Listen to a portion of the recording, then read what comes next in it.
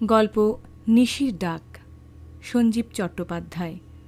গল্প পাঠে স্বাতী চক্রবর্তী, আবহে ঐশানী গোস্বামী। পড়ছি নিশির ডাক। আমরা তখন ক্লাস 7-এ পড়ি। জায়গাটা কলকাতার কাছে হলেও বেশ গ্রাম গ্রাম। পশ্চিমে গঙ্গা, সেদিকে সব মন্দির, বাগানবাড়ি, বাঁশবিচালির গোলা। পশ্চিম থেকে একটি মাত্র পিচ বাঁধানো রাস্তা পূবে বাস রাস্তার দিকে চলে গেছে। বাকি সব অলিগলি, গলির গলি, তোষ্য গলি। পাকা বাড়ি, সাবেককালের বাড়ি অনেক ছিল, আবার সেই সঙ্গে ছিল টিন, টালি, খড়ের চালা। বড় বড় গাছ, নিম, তেঁতুল, বট, অর্জুন। জংলা অবসতি বাগান। একটা বাগান ছিল সেখানে শুধু কুল গাছ। আমরা সেখানে শীতকালে কুল চুরি করতে যেতুম। হরিমালি তাড়া করলে মার দৌড়। ধরবে কি করে? আমরা যে ছোট ছিলুম, হরিণের মতো দৌড়তে পারতুম। ধরতে না পেরে হরিদা চিৎকার করে বলতো, সরস্বতী পুজোর আগে কুল খাওয়া? দাঁড়া, মা কালীকে বলে দেব। সেই সময়ে একদিন আমাদের বন্ধু মহলে খবর রটে গেল, আজ রাতে নিশির ডাক বেরোবে। আজ অমাবস্যা। সেটা কি জিনিস? বিমানই এই গোপন খবরটা এনেছিল। সেই সব জানে। বিমান বললে, জমিদার অনাদি মল্লিকের এখন তখন অবস্থা। অত বড় বাড়ি, বিষয় সম্পত্তি, ঘোড়ার গাড়ি, তাকে তো সহজে মরতে দেওয়া যায় না।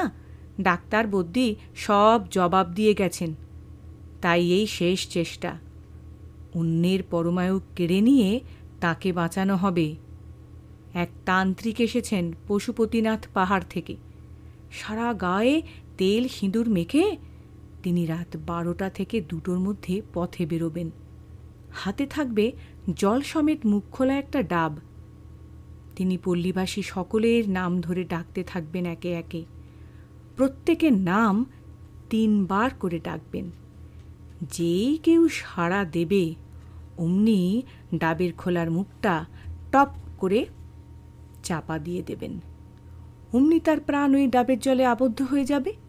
ওই জল মল্লিক মশাইকে খাওয়ালে তিনি বেঁচে উঠবেন আর এ মারা যাবে। বিমান বললে, খুব সাবধান, আজ আমরা সারা রাত জেগে থাকব। ঘুমের ঘোরে ডাক শুনে সাড়া দিয়েছিস কি মরেছিস?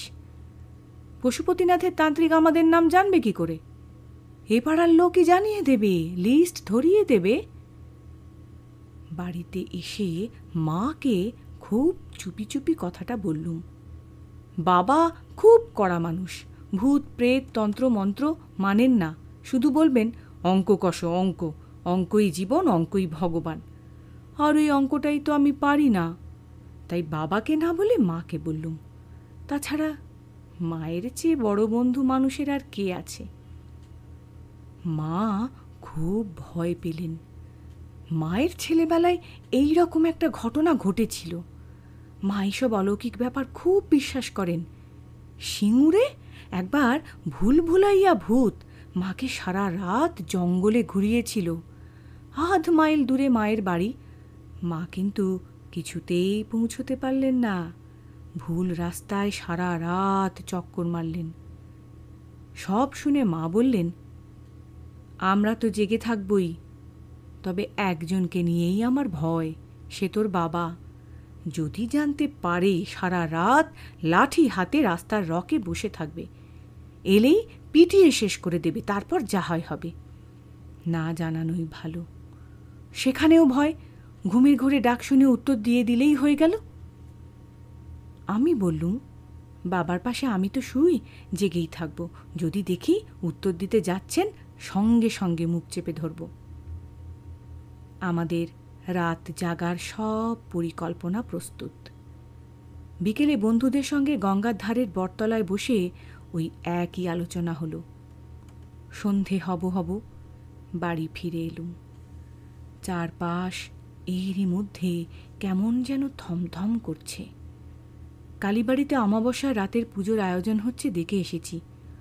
অন্য অমাবস্যায় আমরা বন্ধুরা গাওয়া ঘিয়ে ভাজা লুচি ভোগ খাওয়ার লোভে ঠিক হাজির হয়ে যেতুম। সে রাত 12টাই হোক, 1টাই হোক। আজ আর কোনো বেরোনো টেরোনো নয়, টাইট হয়ে বসে থাকো বাড়িতে। অমাবস্যার রাত অন্ধকার হয় ঠিকই, তবে আজ যেন আলকাত্রা রাত।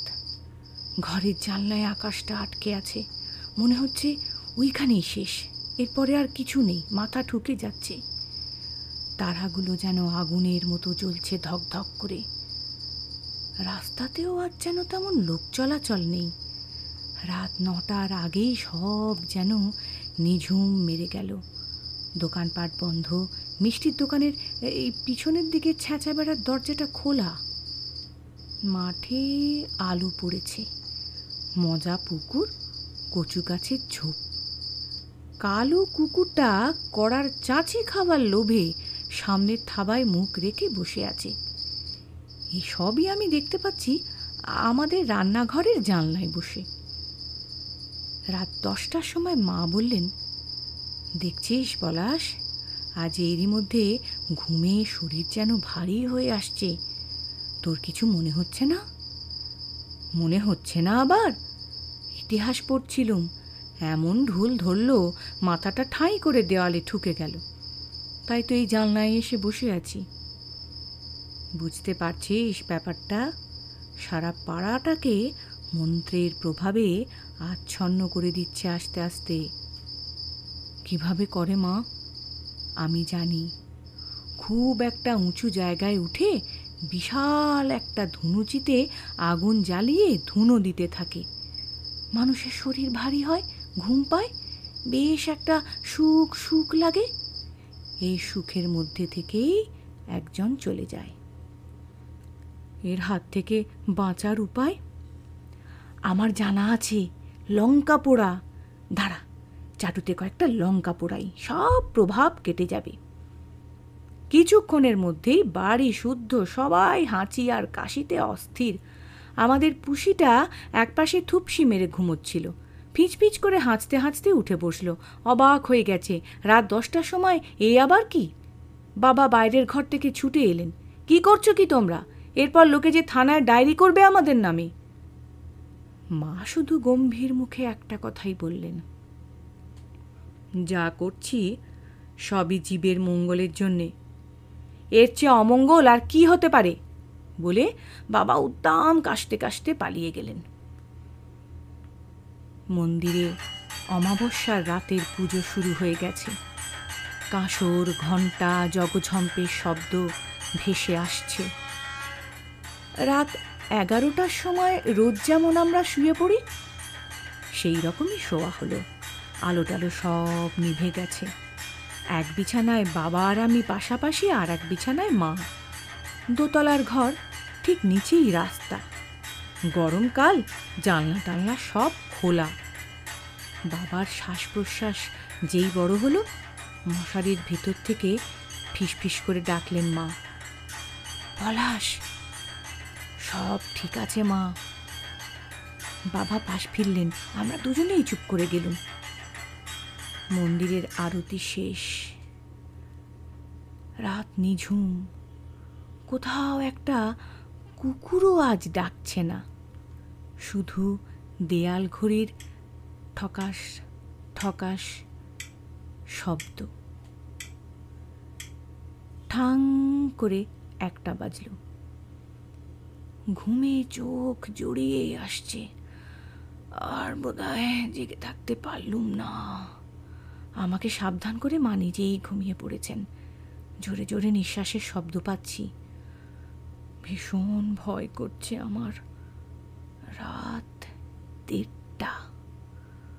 আজ আর বোধহয় নিশি বেরোলো না, সবটাই গুজব। এমনও হয় নাকি? এই সব ভেবে সবে পাশ ফিরে শুয়েছি।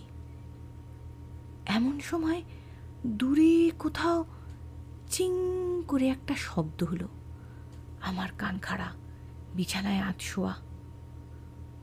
গম্ভীর গলায় কে টেনে টেনে সুর করে ডাকছে, অনাথ, অনাথ। 3 বার। পরের নাম, দীনবন্ধু, দীনবন্ধু। গলাটা ক্রমেই এগিয়ে আসছে ডাকতে ডাকতে। আমাদের বাড়ির সামনে বাবার নাম ধরে ডাকছে, হরিশঙ্কর, হরিশঙ্কর। আমার হাত বাবার ঠোঁটের কাছে, তেমন হলেই চেপে ধরব। খুব ইচ্ছে করছে জানলা দিয়ে উঁকি মেরে দেখি। ভীষণ উত্তেজনা হচ্ছে, বাবাকে ছেড়ে উঠতে পারছি না। তাই ডাকটা ক্রমশই গঙ্গার দিকে চলে যাচ্ছে। কানাই, কানাই, বনমালী, বনমালী, হারাধন, হারাধন। শেষে আর শোনা গেল না। বাতাসের শাঁ শাঁ শব্দ, গঙ্গায় শেষ রাতের স্টিমারের ভোঁ। ডাকটা কি আবার এদিকে ঘুরে আসবে? এই সব ভাবতে ভাবতে কখন ঘুমিয়ে পড়েছি। পরের দিন বেশ বেলায় ঘুম ভাঙল। বাইরের রাস্তায় লোকজন হইচই। রাতের অত বড় একটা ঘটনার কোনো চিহ্নই পড়ে নেই। আরও একটু বেলা বাড়তেই পবিত্রদের বাড়ি ছুটে গেলুম। ওইখানেই আমাদের আড্ডা বসে। তারপর ওইখান থেকেই কোমরে গামছা বেঁধে আমরা গঙ্গায় গিয়ে পড়ি। সেদিন আর কোনো আলোচনা নয়, একটাই বিষয়, নিশির ডাকে কেউ কি সাড়া দিয়েছিল, না নিশি ডেকে ডেকে সাড়া না পেয়ে হতাশ হয়ে ফিরে গিয়েছিল। আমরা অনুসন্ধানে বেরোলুম। ডেকে ডেকে জিজ্ঞেস তো করা যায় না কে মারা গেছে, যেন কিছুই হয়নি। এইভাবে ঘুরে ঘুরে দেখতে হবে। এ পাড়া সে পাড়া, এগুলি সেগুলি ঘুরছি আমরা। জীবন স্বাভাবিক, কোথাও কিছু নেই। তার মানে সব বাজে, কোনো এক পাগলের কীর্তি। বিমান আবার সাহস করে দোতলার বারান্দা থেকে লুকিয়ে লুকিয়ে নিশি দেখেছে। ভিটে খাটো, চার চৌকো, জটা জুটো ধারী একটা জীব, তকতকে লাল, বেলুনের মতো রাস্তার এক হাত ওপর দিয়ে ভেসে ভেসে চলে যাচ্ছে। শেয়ালের মতো কণ্ঠস্বর, নিতাই, নিতাই। পাড়ার শেষ মাথায় রাস্তার কলে দাঁড়িয়ে দুজন কাজের মেয়ে বলা বলি করছে, কুলবাগানের হারু কাল শেষ রাতে হঠাৎ মারা গেছে। রাতে খাটিয়া পেতে দাওয়ায় শুয়েছিল, সুস্থ সবল একটা মানুষ, অসুখ নেই বিসুখ নেই। সকালে দেখা গেল বিছানায় মরে পড়ে আছে। ছোট ছোট হারুদার কুলবাগান, গাছের পর গাছ, গোল গোল পাতার ফাঁক দিয়ে নেমে আসছে প্রখর সূর্যের আলো। ছায়া আছে, তবে কেমন যেন শুকনো ছায়া। মাঝখানে একটা কুঁড়ে ঘর। খবর পেয়ে কিছু লোকজন এসেছে। খাটিয়ায় চিত হয়ে পড়ে আছে আমাদের হারুদা। চেহারাটা কাগজের মতো প্যাকপ্যাকে সাদা। সবাই বলা বলি করছে হার্ট অ্যাটাক। একমাত্র আমরাই জানি ব্যাপারটা কি। রাত 2টোর সময় মৃত্যুর কণ্ঠস্বর, হারু, হারু। আধো ঘুম আধো জাগরণে একটি উত্তর, যাই। খপ করে ডাবের খোলার মুখ বন্ধ। এখন ভাবি এমনও হয়, কিন্তু তারপরে অনাদি মল্লিক আরও অনেক দিন বেঁচে থেকে শেষে আত্মহত্যা করে